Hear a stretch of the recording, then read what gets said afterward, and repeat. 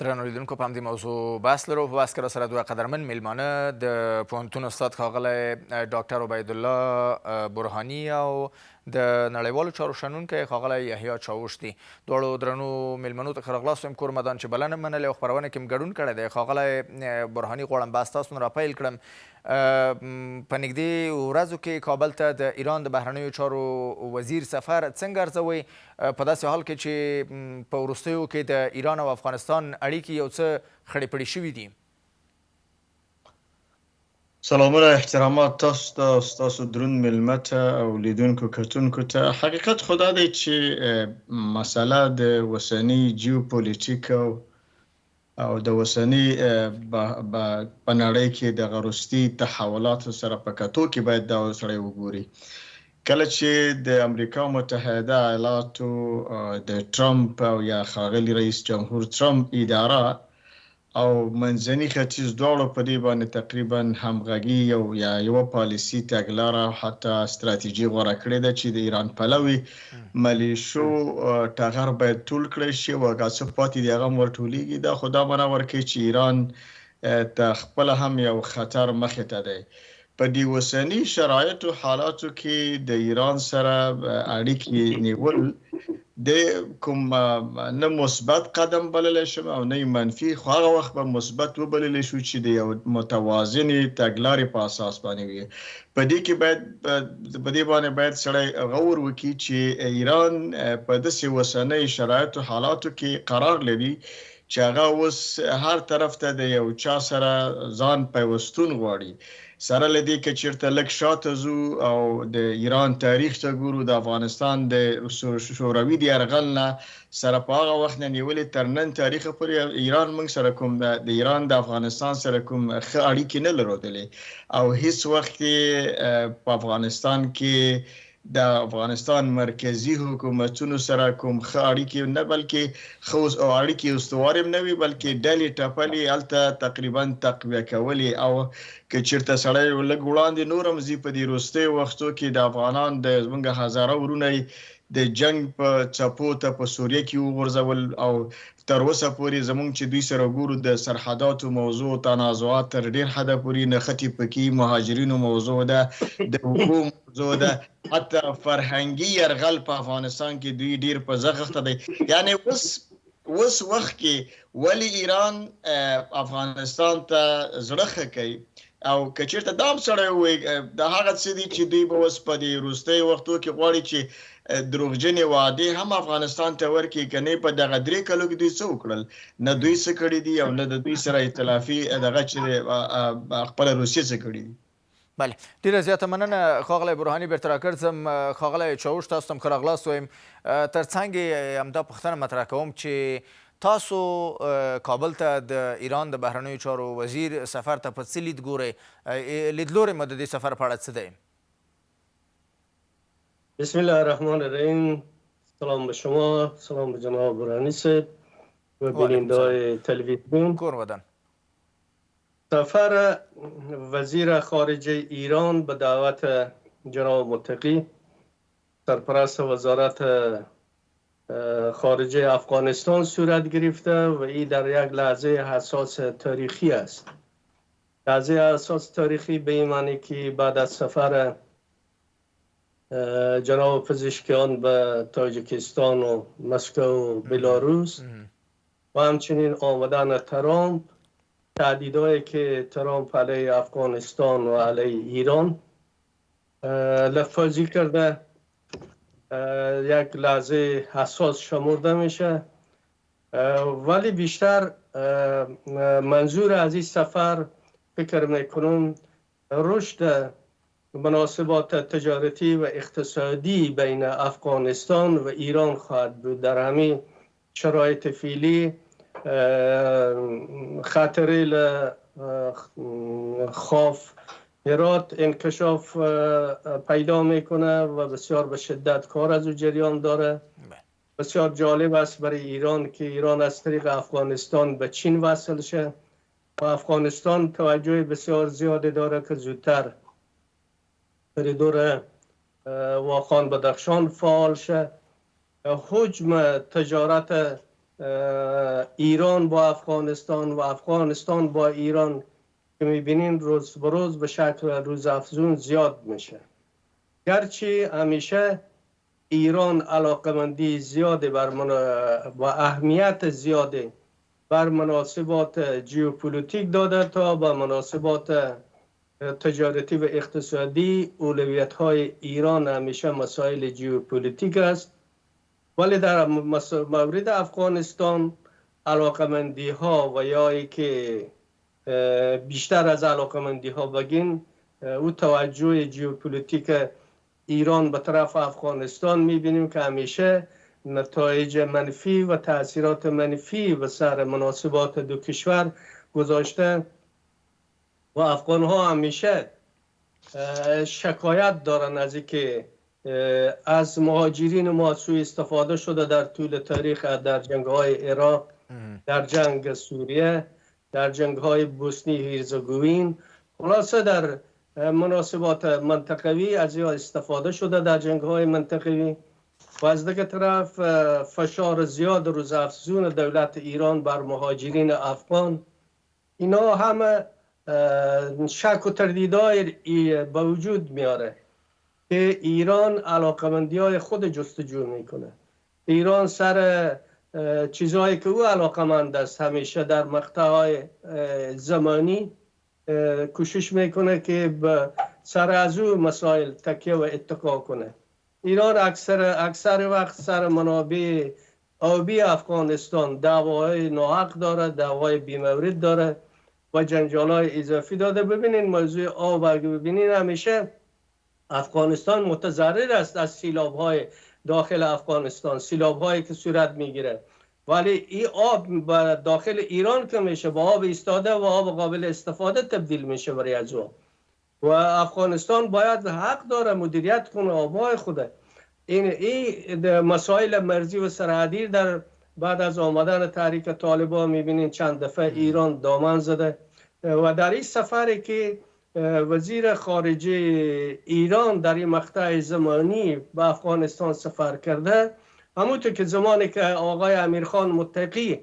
به ایران سفر میکنه وزرای خارجه از او، دیپلمات های از او خواسته های نامعقول نامشروع مطرح دارن. در افغانستان ما نمیگه خواسته نامشروع مطرح شه، خواسته های مشروع مردم افغانستان از وزیر خارجه ایران باید بیشتر مورد بحث قرار بگیره. موضوعات مورد علاقه افغانستان باید مورد بحث قرار بگیره. تمرکز بیشتر بر مسائل تجارتی اقتصادی باید صورت بگیره. سر از این موضوع باید صورت بگیره که افغانستان در شرایط فعلی ضرورت به بالانس توازن در روابط بین المللی داره، نه به که به یک سمت یا به سمت چپ یا راست بلغزه یا به طرف کشورهایی که همیشه چشم تجاوز به افغانستان داشتن با اینا کدام روابط نظامی یا روابط منطقوي یک طرفه ایجاد کنن، اینا مشکلات به وجود میاره. کور ودان ډیره مننه ښاغلی چاوش. بیرته راګرځم ښاغلی برهاني، کابل ته د ایران د بهرنیو چارو وزیر له سفر مخکې د پاکستان د آیسای رئیس تاجکستان ته سفر کوي، هغلته د افغانستان په مسایلو باندې بحثونه کیږي. د هغه تر سفر وروسته مسلسل د ایران ولسمشر تاجکستان ته سفر کوي او بیا هم د افغانستان په مسایلو باندې بحثونه کیږي. ستاسو باور یا ستاسو لید څه دی؟ عراقچي به کابل ته په سفر کې د پاکستان او تاجکستان څه پیغامونه له ځان سره راوړي؟ دا دواړه سفرونه سره ډېر تفاوت لري. د پاکستان په کومه هڅه کې چې دی هغه د خپلو مشکلاتو یا داسې پیچلي اقتصادي، امنیتي، حتی سیاسي کړکېچونو سره مخ دی او هغه د داخلي مشکلاتو نه د مخ په لرې کېدلو خاطر باندې یا مخ چپه کېدلو په خاطر باندې او بیا د یو خاص لوبې لپاره هلته دا سفرونه پیل کېږي. اما د ایران سفر افغانستان ته دا بل مخ لري یا که تاجکستان ته ځي. د دوی مسله د دې ده چې ایران په دې هڅه کې دی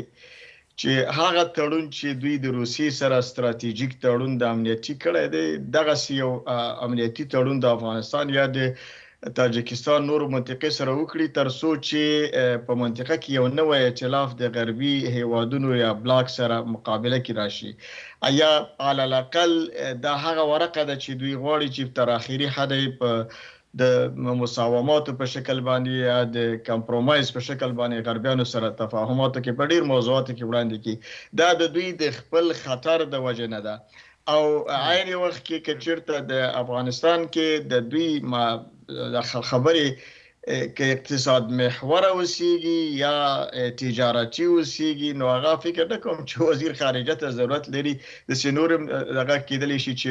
یو لوی هیئت راشي او دې طرف نه داس خبري وشي زه په دې کې د ایران دغه هڅه صادقه نه بولم بلکې د دې شاته دغه ائتلاف غوښتل دي چې په اصطلاح باندې د افغانستان د یو سیالي ډګر وګرځي افغانستان کور ودان ښاغلی برهاني لنډه دمه لرو د مینې وروسته بیا همدغه بحث باندې غواړو خبرې وکړو درنو لیدونکو لنډه دمه تر دمې وروسته مو بحث دوام لري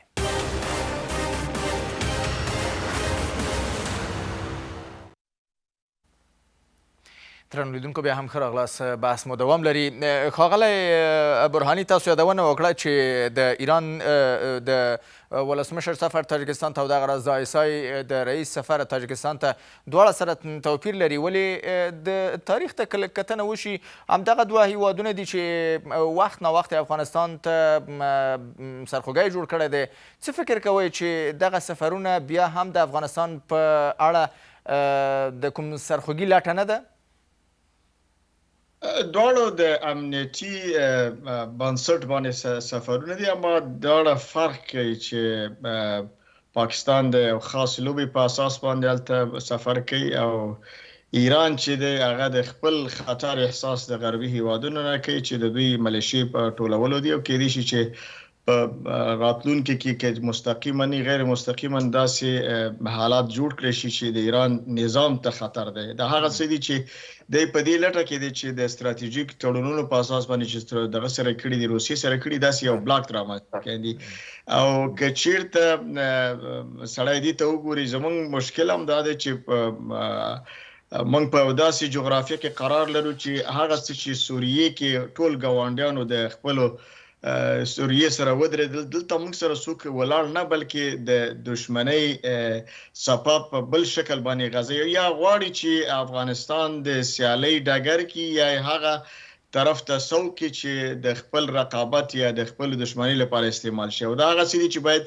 افغانان ورته متوجه اوسي که چیرته یوازې مسله د تجارت او د اقتصاد محور موضوع دا خو بیا هغه متوازنه پالیسي دي چې باید افغانان ټول سره ولري لیکن تاریخ ښودلی ده چې زموږ ټولو ګاونډیانو افغانستان سره دغسې د یو سیال په شکل باندې د یو سیال په بڼه باندې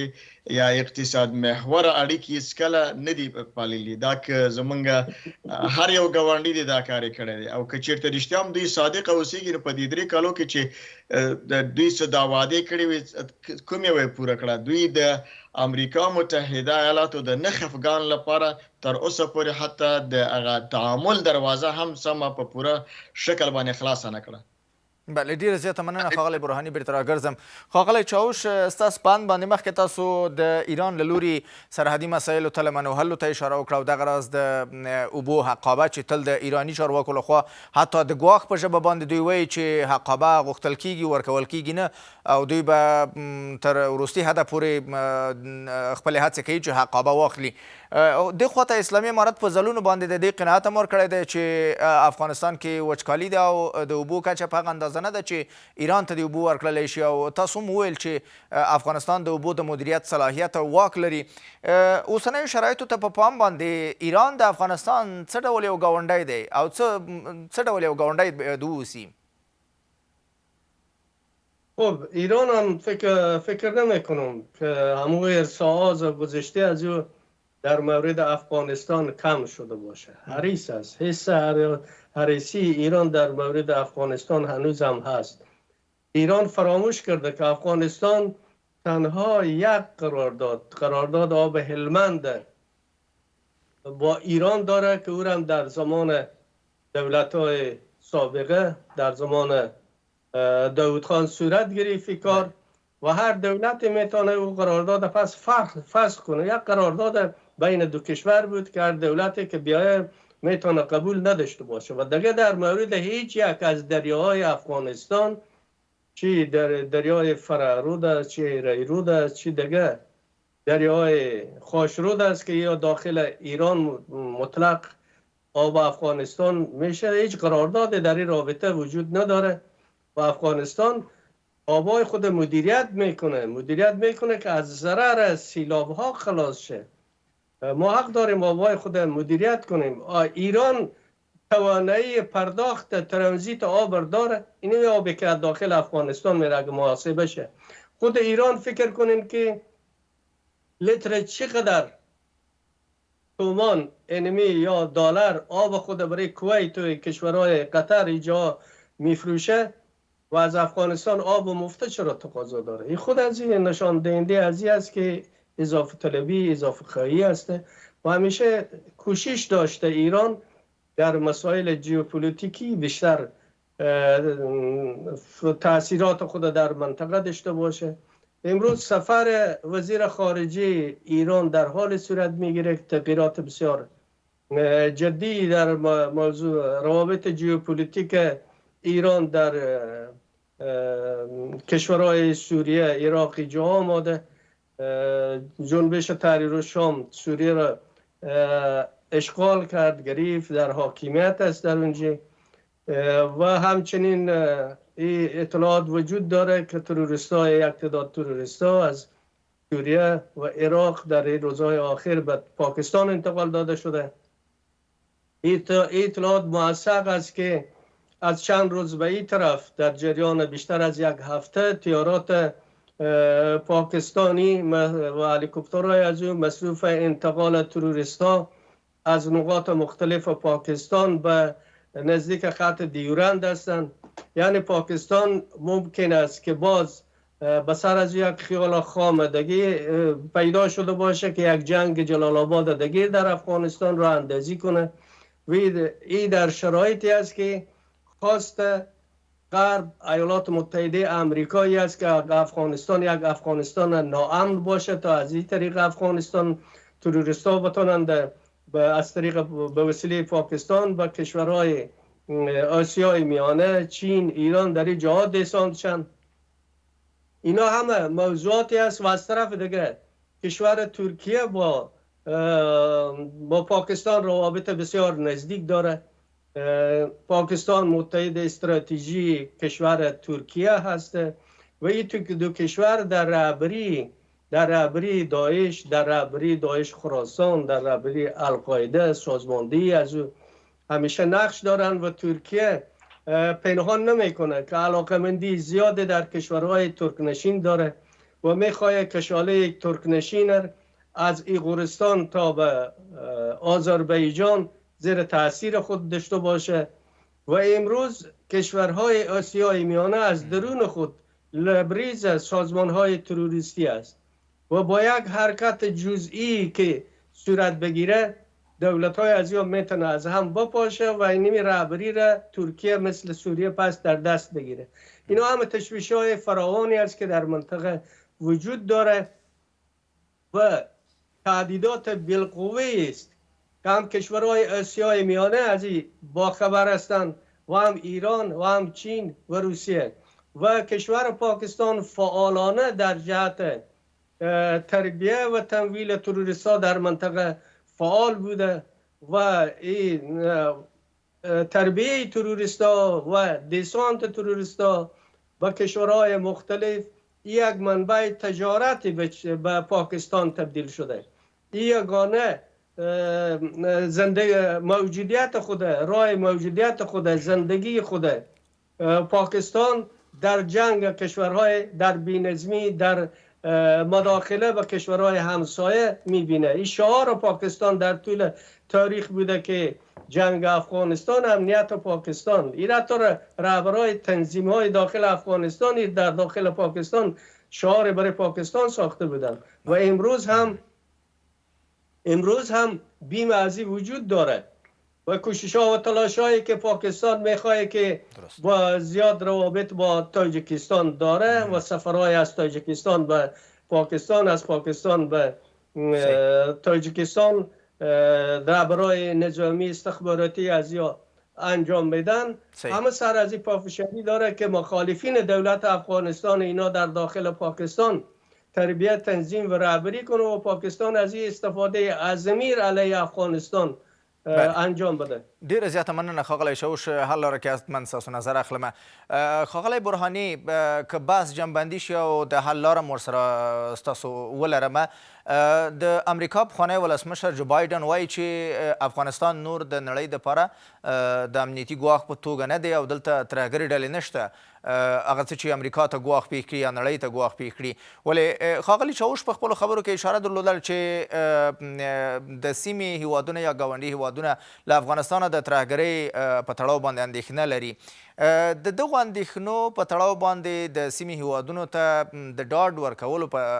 په خاطر باندې اسلامي امارت ته څه کول پکار دي؟ څنګه کولی شي اسلامي امارت د خپلو ملي ګټو په ساتلو سره له ګاونډیو د سیمې او نړۍ له هیوادونو سره یو مثبت تعامل ولري؟ مشکل یوازې امنیتي ستونزې نه دي چې نړۍ یا زموږ ګاونډي هیوادونه نړیوالو سره په نړیوال سټیج باندې غږیږي او هغوی ته دغسې اندېښنې وړاندې کوي چې دلته امنیتي اندېښنې دي او چې دا چې خپله دا ستاسو دروند میلمه هم ورته دا اشارې کولې. ایران په خپله د سیف العدل موجودیت هلته شتون لري او دا نړیوال ټول استخباراتي وي او که حتی هغه ترهګریز مرکزونه دي نه خبر دي، حتی د بن لادن د کورنۍ 100 غړي هم هملته دي او نور هم د مرزونو نه یا د سرحدونو نه تلل راتلل او ایران کې تقریبا مشت دي او ایران د دې لپاره په عقیدوي لحاظ باندې هیڅ تړاو سره نه لري، لکه د دې نه دغه اخلي استفاده کوي. هغه څه چې د اوسني واکمن نظام لپاره پکار دی هغه دا دی چې په نړیوال سټیج باندې د موجودیت نه لري، په سیمه ییزه کچه باندې هغه موجودیت د مشروع نظام په شکل باندې نه لري یا مشروعیت نه لري. نو که چیرته دی رښتیا هم غواړي چې دغه حالات سمون طرف ته لاړ شي باید د خپل کور نه څخه سم کړي. که په کور دننه باندې یو صحیح سالمه او په مسلک شموله او داسې اداره رامنځته کړي چې رښتیا هم د خلکو د ارادې تمثیل پکې وي او تقریبا د یو لوی شورا نظام پکې موجود دی چې هغه د اسلامي نظام یو اساسي برخه ده. که هغه موجودیت پکې ولري یا د خلکو رضایت وي او ځینې هغه ستونزې چې نړۍ په تقریبا بار باندې یادوي او د افغانستان د ملت غوښتنې دي، دا هغه ستونزې دي که چیرته رښتیا هم د اوسنی واکمن نظام دې دپاره دغه پیدا کړي د دې ستونزو د حل نسخې پیدا کړي، بیا نو د کور دننه مشروعیت او د باندې مشروعیت دې ته ډېر څه په لاس ورکولی شي چې بیا په نړیوالو ته قناعت ورکړي. دلته خو نن سبا موږ په اصطلاح باندې په افغانستان سوال دې ته کوو چې دغه د تعامل دروازه به څنګه نړیوال تاسو سره خلاصه کړي، حالانکه چې دا د سوال موضوع ده او هغه څوک چې تر اوسه پورې په دې عقیده باندې وو چې باید د افغانانو سره تعامل وشي، دا خبره هم نور ټکنی کېږي. تاسو نو ګورئ چې د ښځینهو مسله حتی د نړیوالې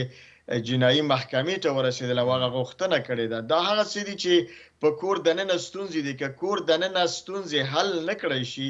نو بیا زه فکر نه کوم چې موږ په صحیح لاره باندې روان یو یا د حل لارې طرف ته به تقریبا سوق کړی شو. له ډېره زیاته مننه ښاغلی برهاني. د ښاغلی شاوش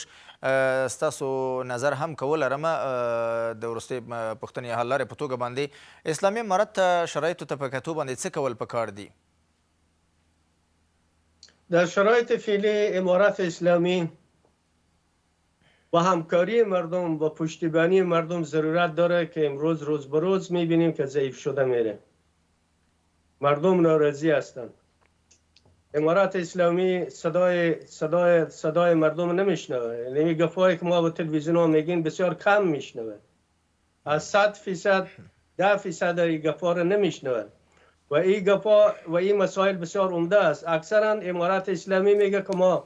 همه شمول هستیم و ما این 80% اعضای دولت ما از دیگه مردم هستند ما و شما ببینین 80% از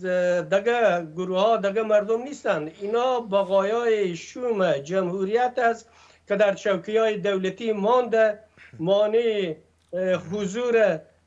افراد مسلکی میشن و امارت اسلامی هم هیچ اقدامی برای جذب افراد مسلکی بی‌طرف، وطندوست، شایسته، خدمتگار در طول مدت نکرده و همون کسایی که باقی مانده اینا اکثرا یک تعداد زیاد از یا هنوزه در چوکات مشاورین ریاست‌های عمومی کار میکنن که مانع پیشرفت کار میشن، مشاوره غلط میدن، تیشه بر